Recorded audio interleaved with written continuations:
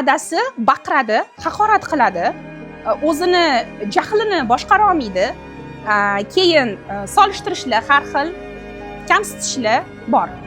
Shu aspektlarni o'zi yetarli lичность inson sog'lom bo'lib shakllanmasligiga. Bundan tashqari bu qiz o'zini ukalarini adasi qanaqa urayotganini ko'radi. Ko'ryapsizlar, mana masalan, nima uchun insonlarga shaxsiy terapiya kerak va shaxsiy yondashuv kerak psixoterapiyada? Chunki masalan shu qiz qanaqadir kitob o'qiyapti, o'zini rivojlantiradigan, o'zini psixologiyasini yaxshiroq tushunishiga yordam beradigan kitob o'qiyapti-da, u yerda demak yozilyapti. Agar qiz bolani adasi ursa, agar shunaqa bo'lsa, demak mana bunaqa lичность bo'lib shakllanadi deb yozyapti kitobda. Siz u kitobda o'zingizni hayotingizni to'liq talqin qila olmaysiz. Siz o'zingizga o'zingiz aytasiz, "Men urmaganlar-yu" deysiz.